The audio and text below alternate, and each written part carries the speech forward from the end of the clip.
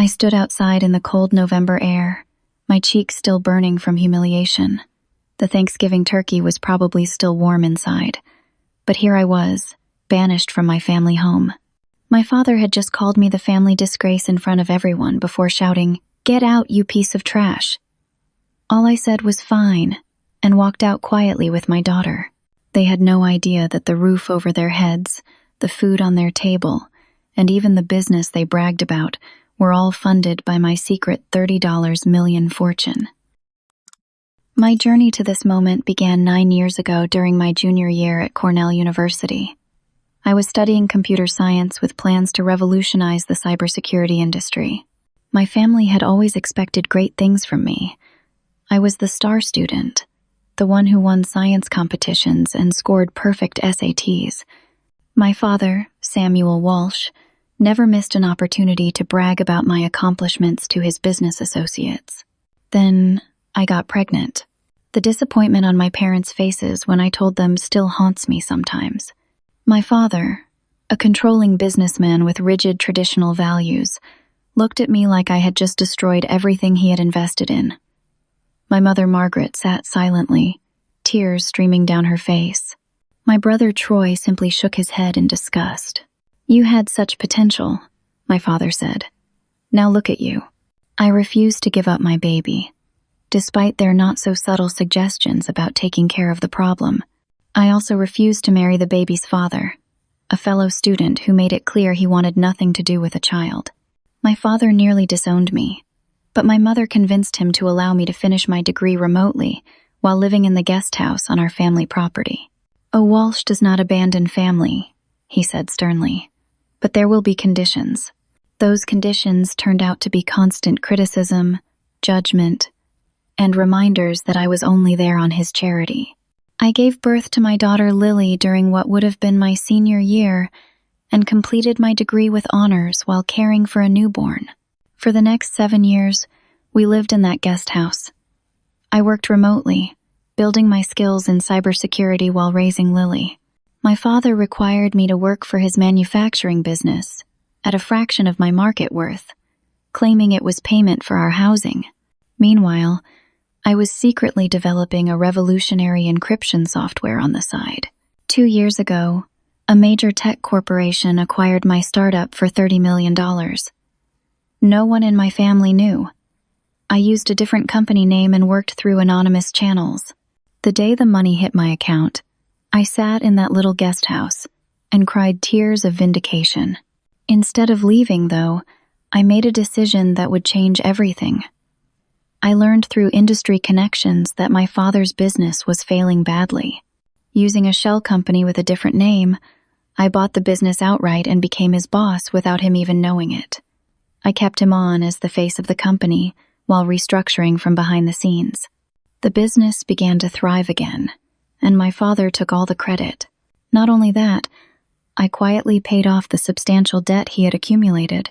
I anonymously covered the mortgage on the family home where my parents, my grandmother, Eleanor, and occasionally my brother's family stayed. I funded the lavish lifestyle they continued to flaunt while looking down on me, the single mother Disgrace. My brother Troy and his wife Amanda had a son, Jackson, born with a rare medical condition, requiring expensive treatments. They believed their insurance covered it all, never knowing I was anonymously paying the astronomical bills their policy wouldn't touch. Despite this, they never missed an opportunity to comment on how Lily was missing out by not having a father. Through it all, I said nothing.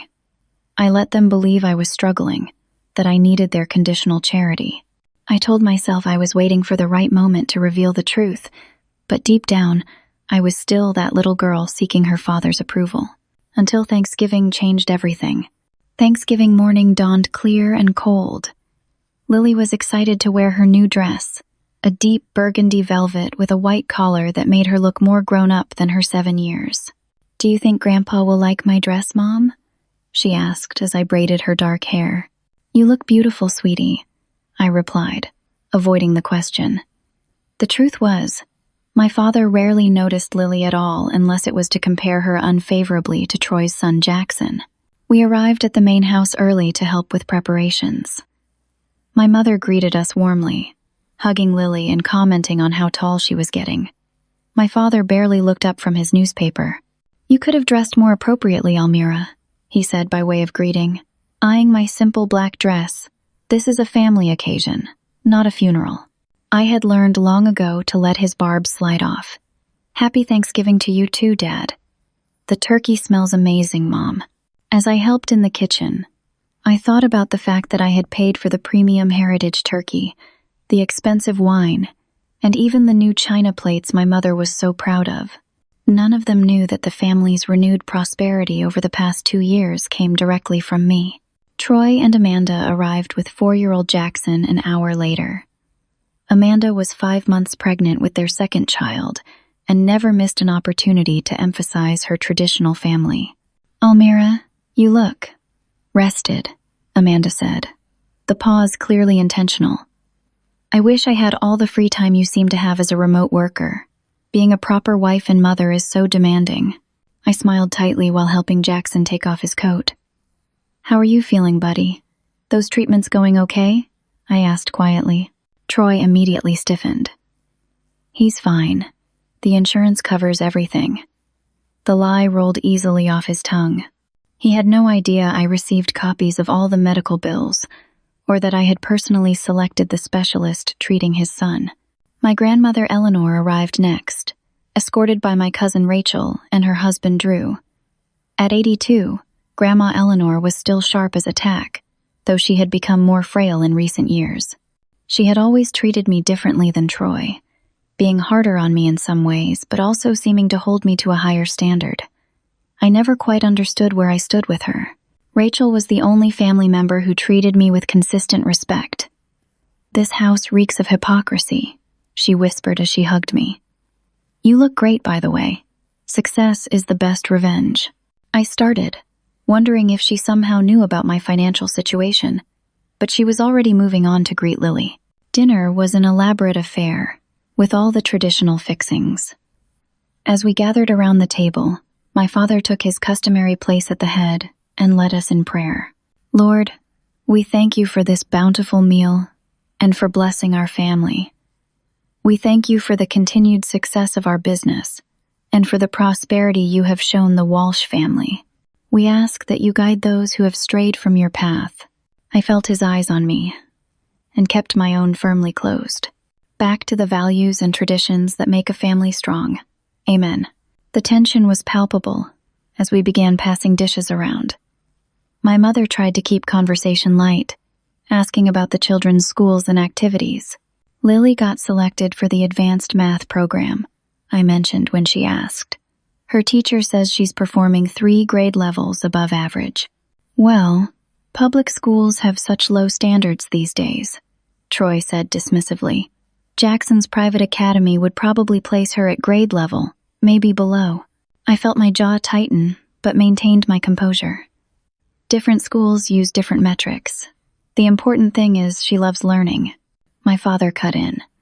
"A child needs stability and proper guidance. A traditional family structure provides that foundation. You do what you can, Almira, but there are natural limitations to your situation." I set down my fork. "My situation? You mean successfully raising a happy, intelligent daughter while building a career?" "I mean raising a child without a father," he said bluntly. "Without proper family values." "Samuel," my mother cautioned, but he waved her off. "No, Margaret. Almira needs to hear this. Look at Troy and Amanda, preparing for their second child. That's how it's supposed to be done. 2 parents, committed to each other and to their children." "Dad, not everyone's path is the same," I said evenly. "And speaking of paths, Lily and I have some news. We're planning to relocate to Miami after the holidays." The table fell silent. My mother's face went pale. "What do you mean, relocate?" My father demanded. "Your job is here. The guest house is here. I can work remotely from anywhere," I replied. "And we're ready for a change. I've already arranged for a place near the beach." "How convenient," Amanda sniffed, running away from responsibility again. I turned to her, finally losing patience. "What exactly am I running from, Amanda?" I've been here for 7 years, working and raising my daughter. I think we've earned a fresh start. You've been here because we've supported you, my father thundered, his face reddening.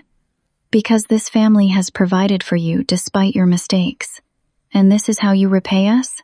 By taking our granddaughter to Florida on some whim? It's not a whim, I said calmly. It's a calculated decision based on what's best for Lily and me. My father slammed his hand on the table, making the glasses jump. You have always been selfish, after everything we've done for you. Dad, please, Troy intervened, though I noticed it wasn't to defend me, not in front of the children. No, they should hear this, my father continued, his voice rising. They should understand what happens when someone turns their back on family values. Look at you, Almira, the family disgrace, a burden on everyone around you. And now you want to run away? The dining room fell silent. Lily's small hand found mine under the table. You're right about one thing, I said, my voice steady despite the storm inside me. It is time for me to go, but not because I'm running away, because it's time I stopped pretending I need anyone's approval to live my life. My father stood up, pointing toward the door. Get out, he growled. Get out, you piece of trash. You're no daughter of mine. I looked around the table. My mother stared at her plate. Troy looked uncomfortable but said nothing. Amanda wore a small, satisfied smile. Only Rachel and Grandma Eleanor looked openly distressed. I squeezed Lily's hand and stood up. Fine, I said simply. We walked to the door, collected our coats, and left without another word. What no one knew was that earlier that day, while helping my mother search for a specific serving dish in my father's home office, I had discovered financial documents showing he had been siphoning money from the company for personal expenses and lying to the board of directors, a board I secretly controlled. Even as he berated me for being a burden, he was embezzling from the very business I owned. As Lily and I walked to our car, I made a decision. The time for hiding was over. Why was Grandpa so angry, Mom? Lily asked as we checked into the Grand Plaza Hotel downtown. The suite I reserved was luxurious, with a separate bedroom and a view of the city park, but Lily was too upset to notice. I sat down on the plush sofa and patted the space beside me. At 7, Lily was old enough to understand some truths, but too young to bear the full weight of our family's dysfunction. Sometimes adults disagree about important things, I explained carefully. Grandpa and I see the world very differently, and he got very upset about our move to Miami. But why did he call you those mean names? Her eyes filled with tears. And why did he say you're not his daughter anymore? I pulled her close, my heart breaking. People say hurtful things when they're angry, things they don't always mean. But that's not about you, sweetheart. You are loved and wanted more than anything in this world. After getting Lily settled with room service and her favorite cartoon, I checked my phone. 6 missed calls from my mother, 2 from Rachel, and 1 voicemail from my mother that I couldn't bring myself to listen to yet. Instead, I called Dana Williams, my attorney who had been managing my finances since the tech company acquisition. They don't know, do they? Dana asked after I recounted the Thanksgiving disaster. No, I admitted. I was going to tell them eventually, but I trailed off, realizing how weak it sounded. But you were hoping to win their approval first, Dana finished for me.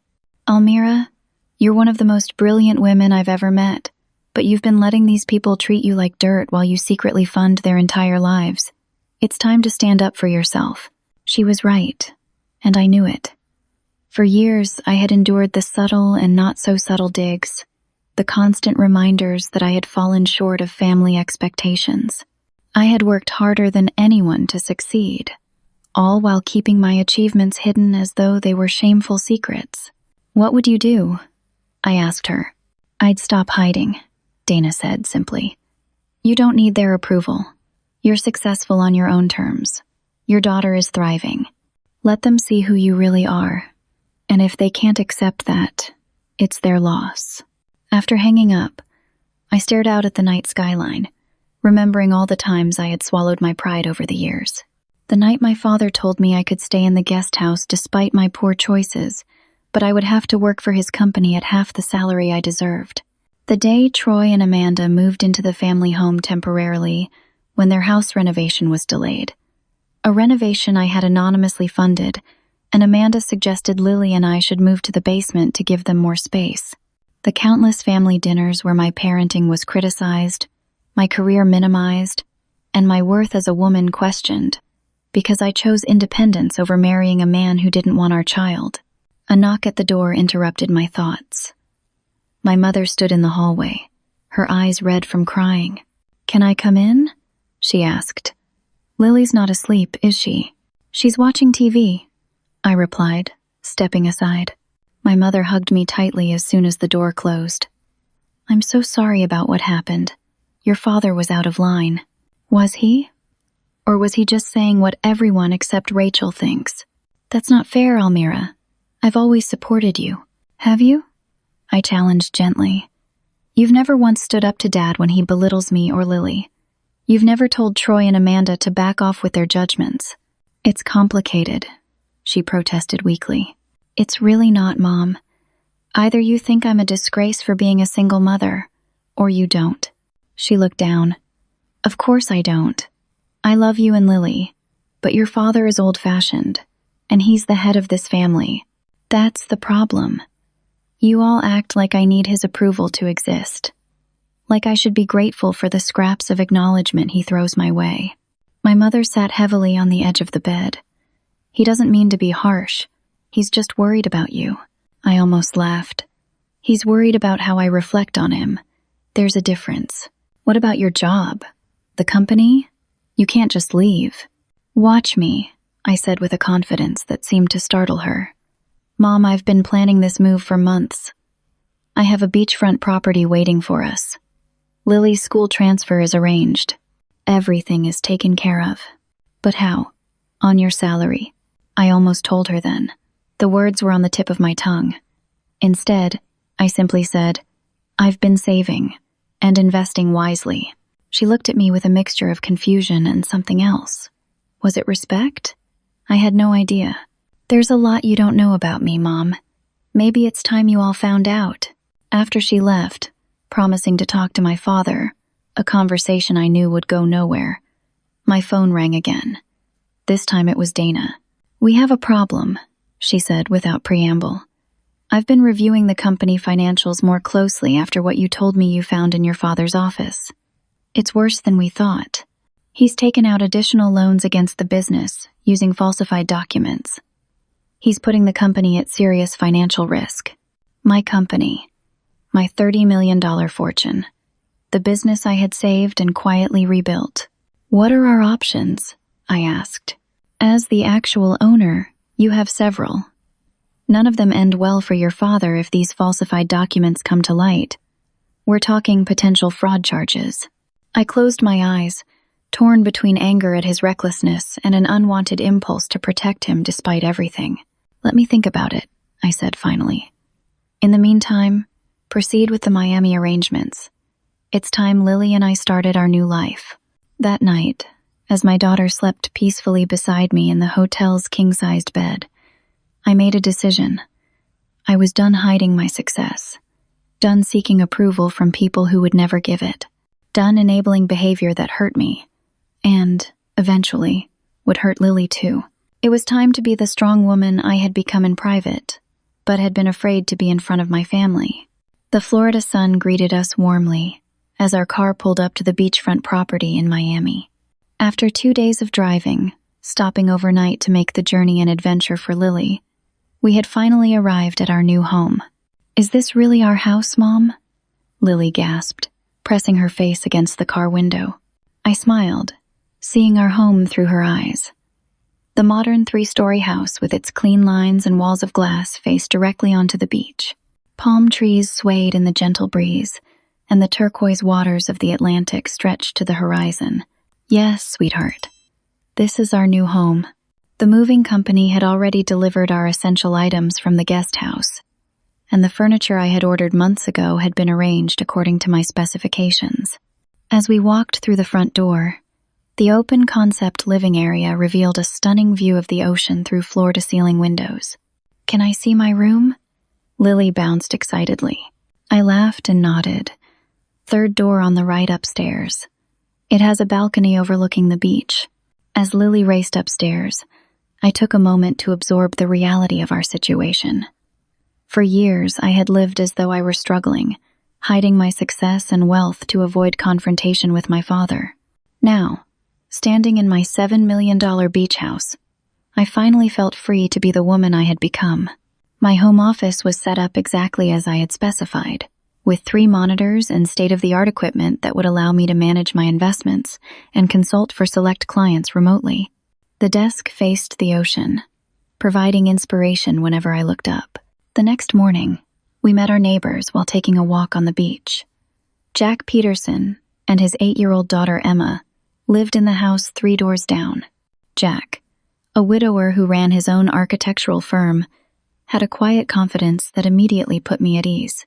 "Miami's a big change from upstate New York," he commented as our daughters examined a collection of shells.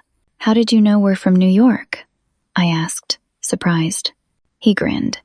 "You mentioned Cornell when you said you were in tech. I went to Syracuse. Upstate's in your voice still." Over the next 2 weeks, Lily and I fell into a comfortable routine. She started at her new school, an excellent private academy with small class sizes and advanced curricula. I set up my consulting business officially, no longer hiding behind anonymous accounts and shell companies. Each morning we would walk on the beach before the day began. Sometimes Jack and Emma joined us, and I found myself looking forward to our conversations. Unlike the men my family had tried to set me up with over the years, Jack never seemed to judge my choices or see my single motherhood as a deficiency. Emma's mother died when she was 3. He told me one morning as we watched our daughters splash in the shallow water. Cancer. For a long time, people treated me like I was incomplete somehow, like I needed to be fixed with a replacement wife. "I know the feeling," I said. Though in my case, it was because I chose to have Lily on my own. "Either way, it's not about what's missing," he said thoughtfully. "It's about what you build with what you have." Meanwhile, my phone continued to fill with messages from family members. My mother called daily, her tone growing increasingly worried as I shared few details about our new life. Troy sent a series of texts, ranging from accusatory, "Running away doesn't solve anything," to concerned, "Mom's really upset," to subtly probing, "How exactly are you affording Miami anyway?" The only message that gave me pause came from Rachel. "Whatever you decide about Uncle Samuel, just know I support you. He had this coming." It made me wonder again how much Rachel knew or suspected about my financial situation. 3 weeks after our move, I received an urgent call from Dana. "Your father is making moves to sell the family home," she said without preamble. "What? He can't do that. My mother and grandmother live there. So do Troy and his family half the time. According to my sources, he's claiming financial necessity. The company's cash flow problems are worse than he's letting on. Of course, you and I know that's because of his mismanagement and personal withdrawals." I paced the length of my office, the beautiful ocean view no longer calming. Does my mother know? I don't think so. This is all being done very quietly. Your father has contacted a realtor, but hasn't listed the property yet. What Samuel didn't know was that through a complex series of financial maneuvers designed to protect my anonymity, I technically controlled the mortgage on the family home. He couldn't sell it without eventually running into roadblocks I could create. "Keep monitoring the situation," I told Dana, "and prepare the documents revealing my ownership of the family business. It's time to end this charade." That evening, as Lily and I built a sandcastle with Jack and Emma, my phone rang again. This time it was Rachel, and she was frantic. "Almira, you need to know what's happening here," she began without greeting. "Uncle Samuel has filed for bankruptcy, both personal and business. He's telling everyone you abandoned the family in their time of need, that you've always been selfish. The company is laying off workers right before Christmas, and he's somehow making it sound like it's your fault." I sat down heavily on the sand, the setting sun casting long shadows across our half-finished castle. That's not possible. The company financials weren't great, but they weren't bankruptcy-level bad when I left. Well, they are now, Rachel said grimly. And Aunt Margaret's health is declining from the stress. Troy's blaming you too, saying if you'd stayed and helped instead of running off to Florida, none of this would be happening. I closed my eyes, fighting a wave of undeserved guilt. Rachel, there's something you should know. Wait, she interrupted. Before you tell me anything, you should know my sister Jessica reached out to me today. She works in the accounting department at the company, and she says she has evidence that Uncle Samuel has been committing fraud for years, stealing from the company, and blaming others when things go missing. My eyes snapped open. Jessica has evidence? Actual documentation?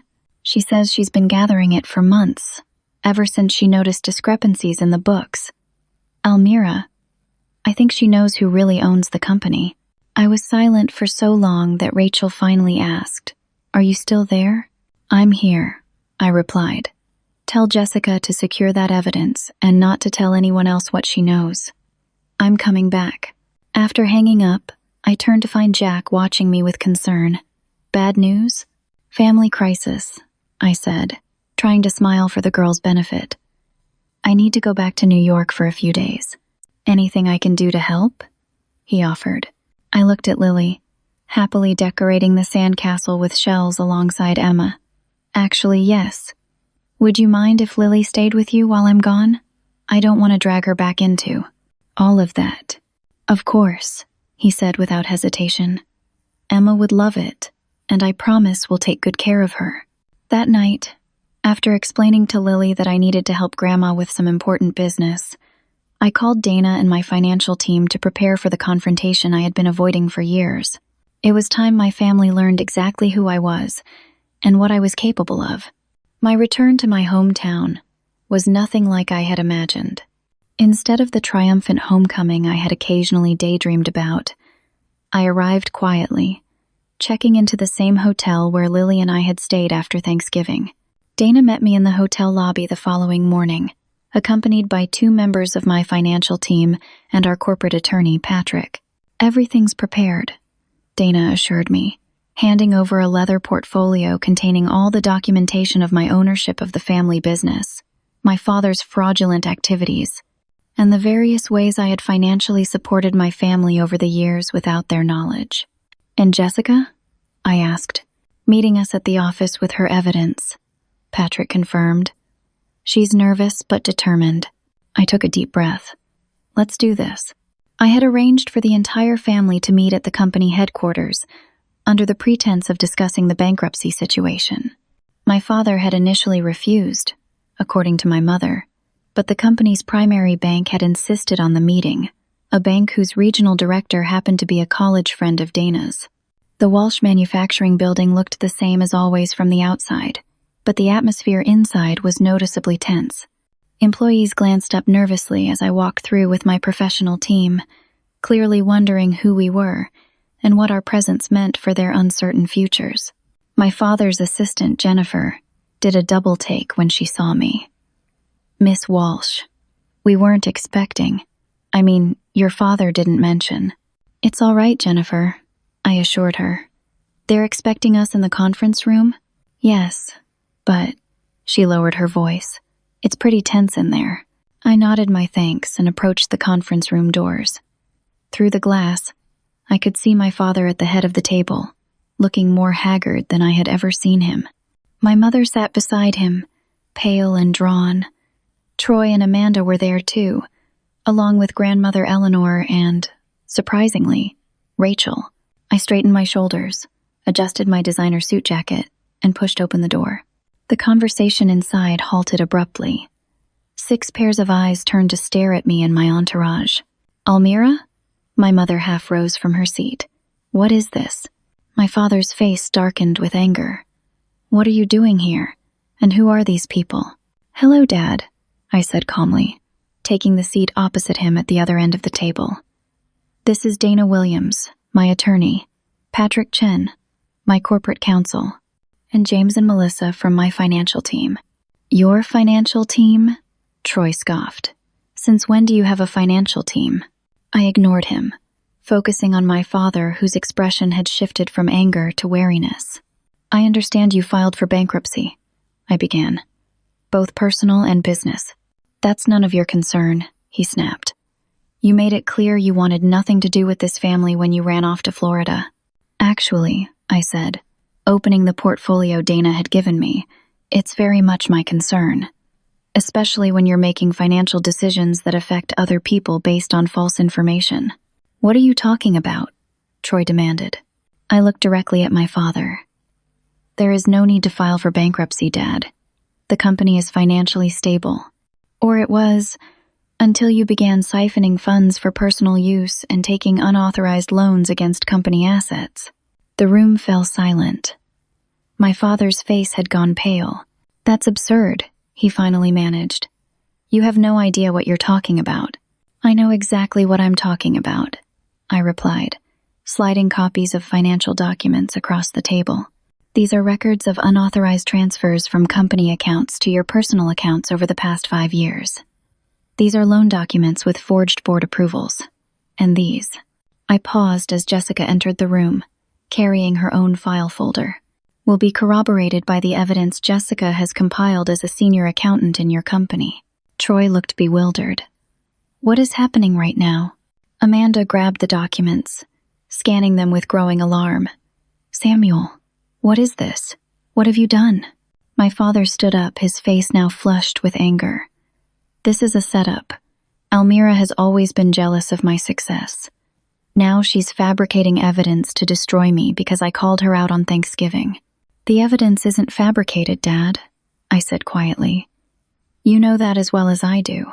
How would you even have access to these documents? He demanded. You were a low-level remote worker. The moment had come. I took a deep breath. I have access because I own the company, Dad. I have owned it for 2 years. The silence that followed was absolute. Even my professional team, who knew all this already, seemed to hold their breath. That's impossible, Troy finally said. Dad owns Walsh Manufacturing. It's been in the family for 3 generations. It was failing 3 generations of work when I bought it, I corrected him. Through a shell company, yes. But I've been the owner since the Arrowwood Group acquisition 2 years ago. My mother's hand flew to her mouth. The Arrowwood Group. That was you? I nodded. I founded a cybersecurity software company during those years you all thought I was just barely getting by. 2 years ago, I sold it to a major tech corporation for $30 million. When I learned Dad's company was failing, I used some of those funds to purchase it anonymously. I looked around the table, taking in the shocked expressions. The guest house where Lily and I lived? I could have bought 10 of those outright. The family home you're trying to sell, Dad? I control the mortgage through another investment company. Jackson's medical treatments that you think insurance is covering, Troy? I've been paying those bills anonymously for years. Amanda turned to Troy, her eyes wide. Is that true? About Jackson's treatments? Troy looked shell-shocked. I don't know. The hospital said a charitable foundation was covering what insurance didn't. The Lily Foundation, I confirmed. Named after my daughter. One of several charitable organizations I established after my windfall. My father had sunk back into his chair, his face ashen. Why? He finally asked. Why the charade? Why let us believe you were struggling if you were so successful? The question hit me harder than I expected. Why indeed? The answer was painful to admit, even to myself. Because I was still trying to earn your approval, I said quietly. Even after everything I achieved, a part of me still wanted you to be proud of me for who I am, not what I could give you. I wanted you to respect me, as a mother, as a businesswoman, as your daughter, without being forced to by my financial power. Tears pricked at my eyes, but I blinked them back. I was waiting for you to see me, really see me. But on Thanksgiving, I finally realized that was never going to happen. You were never going to value me, unless I fit your narrow definition of success. My grandmother, Eleanor, who had been silent until now, suddenly laughed. It was a bright, unexpected sound in the tense room. I always knew there was more to you than met the eye, Almira, she said, her eyes twinkling. That's why I invested in your startup 4 years ago. Now it was my turn to be shocked. What? That anonymous angel investor from the beginning? That was you? She nodded, looking pleased with herself. I may be old, but I know a good investment when I see one. And I've always believed in you. Even when my son was too stubborn to see what was right in front of him. My father looked between us, betrayal written across his features. Mother, you knew about this? I knew Almira was building something special, Grandma Eleanor replied.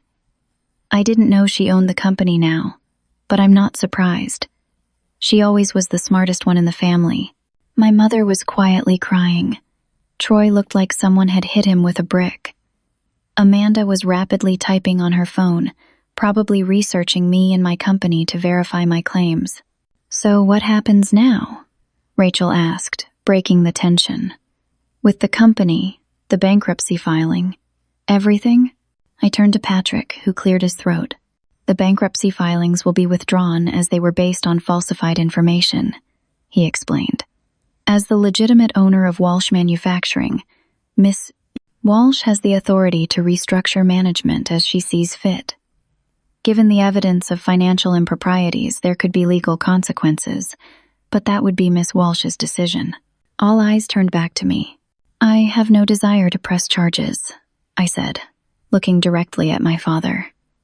But things will change. Starting today, you are no longer the CEO of this company, Dad. You can retain the title of Chairman Emeritus if you wish, for appearance's sake, but you will have no decision-making authority. You can't do this to me, he protested weakly. This company is my life's work. I already saved it once, I replied. I won't let you destroy it through pride and poor decisions. The 327 employees who depend on it for their livelihoods deserve better. I stood up, gathering my documents. I'll give you all time to process this information. We'll meet again tomorrow to discuss next steps and new arrangements. I turned to leave, then paused. Oh, and don't worry about the family home. As I said, I control the mortgage. No one's getting evicted. As I walked out with my team, I felt a strange mixture of vindication and sadness. I had finally shown my family who I really was, but the cost was high. The relationships would never be the same. Maybe that was for the best. Rachel caught up with me in the parking lot. That was the most badass thing I've ever seen, she said, hugging me tightly. Are you okay? I returned her embrace, suddenly exhausted. I don't know. I've been hiding for so long. I'm not sure how to feel now that the truth is out. You're going to be just fine, she assured me. Better than fine, and Lily too. As I drove back to my hotel, I realized Rachel was right. Whatever happened with my family now, Lily and I would be fine. We had our beautiful home in Miami, our independence, and most importantly, we had each other. And for the first time in years, I felt the weight of seeking approval lift from my shoulders. I was Almira Walsh, successful entrepreneur, loving mother, and a woman who had finally found the courage to live authentically. The rest would sort itself out in time. The next morning, I returned to the company headquarters feeling strangely calm.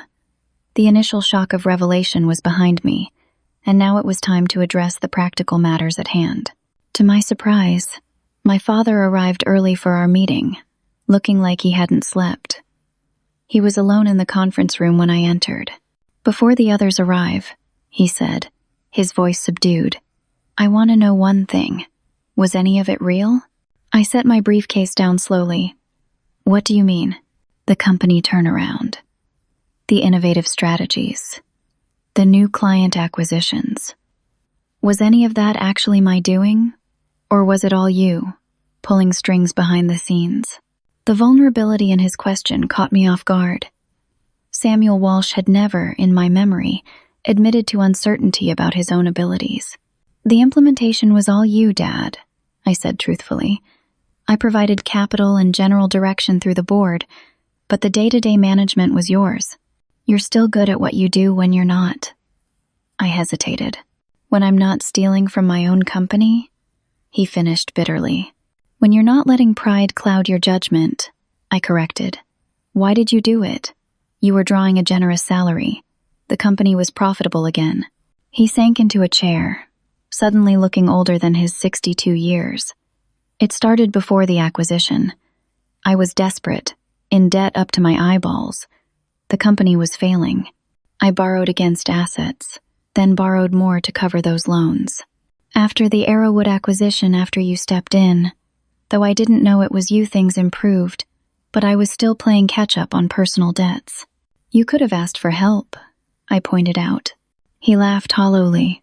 Asked who? My employees? The bank that was already breathing down my neck? My family who depended on me to be the successful patriarch? You could have asked me, I said quietly. Even thinking I was just your struggling daughter. You could have been honest about the company's situation. He looked away. That's not how I was raised. The man provides. The man solves the problems. And look where that got us. The door opened then as the others began to arrive. Troy and Amanda entered first, followed by my mother and grandmother Eleanor. Rachel came in with Jessica, who looked nervous but determined. Dana and Patrick completed the group. The meeting was long and at times contentious. We went through the company financials in detail, with Jessica providing corroboration for the records I had presented. The evidence of my father's mismanagement and fraud was irrefutable, leaving even Troy silent. So what happens now? My mother finally asked. To the company? To our home? I laid out my plan. The company would be restructured with a new management team. My father would step down as CEO, but retain the honorary title of Chairman Emeritus, with no actual power but his reputation publicly intact. You're being more generous than he deserves, Troy muttered. I fixed him with a steady gaze. Perhaps. But destroying his reputation won't help the company or its employees. I turned to Troy and Amanda next. As for your situation, you have options. Troy, there's a position for you in the company if you want it, but it would be an entry-level management role where you would need to prove yourself. Entry-level? He sputtered. I have an MBA and 0 practical experience, I countered. The offer stands if you want it. If not, I understand. I addressed my mother next. Mom, the house is secure. I've instructed Dana to transfer the mortgage to a family trust that will ensure no one can sell it without consensus from all adult family members. She nodded gratefully, tears in her eyes. And what about you and Lily? Will you come home now? Miami is our home now, I said gently. But we'll visit, and you're welcome to come stay with us anytime. I might take you up on that, Grandma Eleanor piped up. I've always wanted to see that Florida beach everyone talks about. We spent the next few hours hammering out details. Patrick drew up legal agreements for everyone to sign, acknowledging the change in company ownership and management. By late afternoon, it was done. Walsh Manufacturing had officially entered a new era, with transparency and proper governance replacing the secretive, autocratic style of the past. As we prepared to leave, my father approached me tentatively. I owe you an apology, he said, his voice low. Not just for the financial mess, but for how I've treated you all these years. I was wrong about you, Almira. You've accomplished more than I ever did, and you did it while being a wonderful mother to Lily. The words I had longed to hear for so many years washed over me, but they didn't carry the transformative power I had once imagined. They were just words, coming far too late. Thank you for saying that, I replied simply. I hope this can be the beginning of a healthier relationship for all of us. He nodded, eyes downcast. Will you ever be able to forgive me? For everything? I considered the question carefully. Forgiveness is a process, Dad, not an event. I'm working on it, but trust has to be rebuilt, and that will take time. Outside in the parking lot, Rachel hugged me tightly. You were magnificent in there, tough but fair. I'm not sure everyone would agree with that assessment, I said, glancing back at the building. Who cares? You did what needed to be done. She pulled back to look at me.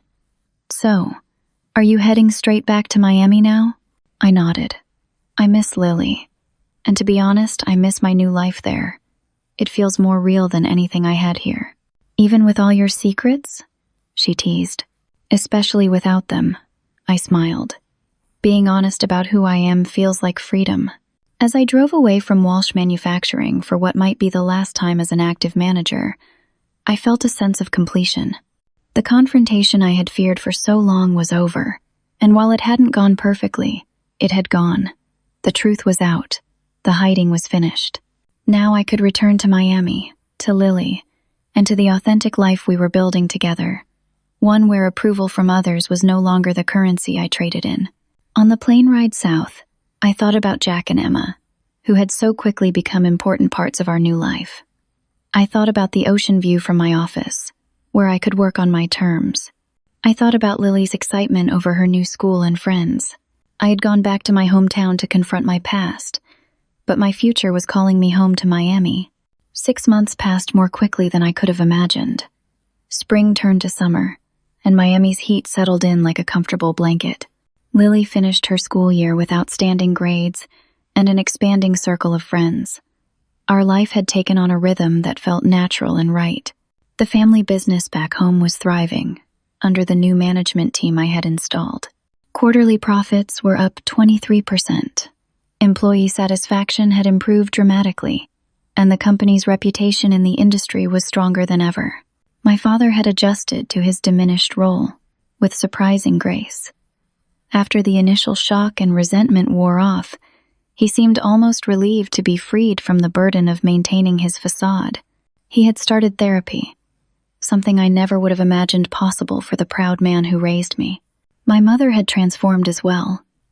Without my father's domineering presence controlling every aspect of her life, she had rediscovered interests and friendships long abandoned. She had visited us in Miami 3 times already, staying for 2 weeks on her last visit. Watching her play with Lily on the beach, I saw a joy in her I hadn't witnessed since I was a child. Troy had grudgingly accepted the entry-level management position I offered him at Walsh Manufacturing. To everyone's surprise, including perhaps his own, he was good at it when he applied himself without entitlement. Amanda had initially been coldly furious about the revelations regarding their finances and Jackson's medical care, but as the months passed, her attitude softened, especially after I established a dedicated foundation to help families with children facing similar medical challenges. Grandmother Eleanor had made good on her threat to visit Miami, and had fallen in love with the lifestyle. At 83, she had taken up beachcombing and had amassed an impressive shell collection that she displayed proudly in the guest house I helped her rent near us. Rachel and Jessica had both accepted positions with my consulting firm, working remotely but occasionally flying down for in-person meetings and beach weekends. As for Jack and Emma, they had become fixtures in our lives. What had begun as neighborly friendship had blossomed into something deeper between Jack and me. We had been dating officially for 4 months, taking things slowly and mindfully, always keeping our daughter's well-being at the forefront. Today was special. I was hosting the first Walsh family Thanksgiving in my Miami home. The beachfront property had proven perfect for entertaining, with its sprawling deck overlooking the ocean and open-concept main floor. My mother arrived first, having flown in 3 days earlier to help with preparations. Grandma Eleanor was already here, of course, having extended what was supposed to be a 2-week visit into a semi-permanent arrangement. "The table looks beautiful," my mother said, adjusting a flower arrangement. "I can hardly believe it's been a year since." She didn't finish the sentence, but she didn't need to. We both remembered last Thanksgiving all too well. "A lot can change in a year," I said, squeezing her hand. The doorbell rang, and Lily raced to answer it. "They're here." Rachel and Jessica entered first, bearing wine and desserts. Troy and Amanda followed with Jackson and their new baby girl, Sophia. My father came in last, looking uncertain until Lily ran up and hugged him. "Grandpa, come see my shell collection. Emma and I found a sand dollar that's completely whole." The tension visibly left his shoulders as he allowed himself to be led away by his granddaughter. Some wounds were still healing, but progress was being made day by day. Jack and Emma arrived last, having gone home to change after our morning beach walk. I felt a flutter in my chest as he kissed my cheek and whispered, "You've got this," before joining the others. Dinner was everything last year's Thanksgiving should have been. The conversation flowed naturally, focusing on positive developments in everyone's lives. Troy spoke enthusiastically about the new client he had brought to the company. Amanda shared stories about Sophia's first months. My father mostly listened, occasionally adding a comment or answering a direct question. When it came time for the traditional what we're thankful for around the table, my father surprised everyone by asking to go first. "I'm thankful for second chances," he said, his voice rough with emotion. "I'm thankful that my stubborn pride didn't permanently cost me my family. I'm thankful for a daughter who had every reason to cut me out of her life, but chose a harder path." He looked directly at me. "I'm thankful for you, Almira, for your strength, your compassion, and your forgiveness. I didn't deserve it, but I'm grateful for it every day." Tears pricked at my eyes as murmurs of agreement circled the table. When my turn came, I looked around at the faces gathered in my home, some related by blood, others by choice. "I'm thankful for authenticity," I said simply, "for the freedom to be exactly who I am, without apology or pretense. And I'm thankful for each of you, for being on this journey with me, however complicated it's been." After dinner, as everyone moved to the deck to watch the sunset over the ocean, Jack pulled me aside. "Have I told you lately how extraordinary you are?" he asked, his eyes crinkling with warmth. I laughed, once or twice. "But feel free to continue." "I mean it," he said, suddenly serious. "What you've done with your family, the way you've handled everything, it's remarkable. Most people would have either hidden forever or sought revenge when the truth came out." "I considered both options," I admitted, "but neither would have helped me or Lily in the long run. The only path forward was through the confrontation, through the hard conversations, through the rebuilding." He nodded, understanding. "And now?" I looked out at my family gathered on the deck. My father was showing Lily and Emma how to use the telescope I'd set up. My mother and Grandma Eleanor were deep in conversation with Rachel and Jessica. Troy was bouncing baby Sophia, while Amanda and Jackson collected shells at the water's edge. "Now we keep building," I said. "The foundation's solid this time." Later that evening, after most of the guests had retired to their rooms or returned to their rentals, I found myself alone on the deck with my father.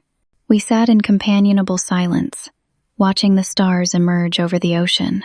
"I spent so many years trying to control everything," he said eventually. "The business, the family, you. I thought that was what a father was supposed to do. Set the rules, enforce them, maintain order. And now?" He smiled ruefully. "Now I'm learning that sometimes the best thing a father can do is get out of the way and let his children soar." He turned to look at me directly. "You've built something remarkable here, Almira. Not just the business success, but this life, this family redefined on your terms." "It's still a work in progress," I said. "The best things always are." He hesitated. "You know, when I called you the family disgrace last year, it was really my own disgrace I was seeing. My failures projected onto you. I understand that now," I said softly. He nodded, eyes bright with unshed tears. "Thank you for not giving up on me, on any of us. It would have been easier." "Easier isn't always better," I replied. "Some relationships are worth the hard work of rebuilding."